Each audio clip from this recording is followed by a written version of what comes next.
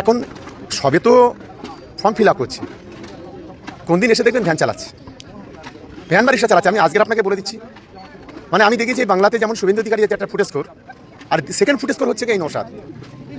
আমরা আমাদের তিন কর্মীদের বলছি যে তোমরা মানুষের অসুবিধা হলে তাদেরকে ফর্মটা ফিল আপ করে দাও। আমরা একটা চেটাই নিয়ে খড়গপুর বা ভাঙড়ের মাঝখানে পড়ে যেতে পারতাম, রাস্তার মাঝখানে, কিন্তু এত ফুটেজ খাওয়ার ইচ্ছা নেই। 2 ফুটেজ করে মানুষ চিনে ফেলেছে।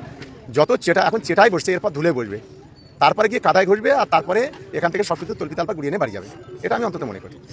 হোক, ও তো মোটামুটি মানুষের পাশে দাঁড়িয়েছে, মানুষের যে ধরে ধরে যে ফর্ম ফিল আপ করেছে। তুই মূর্খচোদা, তুই কি করছু বল? তুই তো মূর্খচোদা, লোকে ধরে ধরে যাবি না, তুই তো মূর্খ, তোর পেটে তো নেই।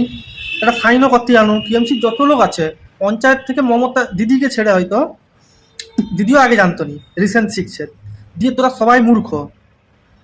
কে পঞ্চায়েত আছে সই করতে জানেনি, বৌমাকে দিয়ে সই করায়। কে পঞ্চায়েত আছে পড়ালেখা নেই, সে পঞ্চায়েত। তোর তো দলের সব মূর্খ চোদার ভাড়া। তো ও তো শিক্ষিত ঘরের ছেলে, আবার তুই বলছিস এসে ভ্যান চালাবে। আবার কোন ঘরের ছেলে জানিস? হ্যাঁ, তোর তো জাত পাতের ঠিক নেই। ও কোন জাতের ছেলে জানিস? ও ভ্যান চালাবে?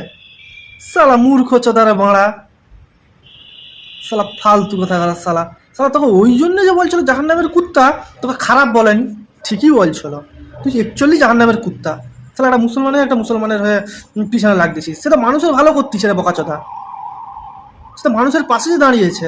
এখন মানুষকে কত আতঙ্কিত করা করছিস বলতো? এক মানুষ আছে সুসাইড করে লাইটে এর ভয়ে, এসআইয়ের ভয়ে।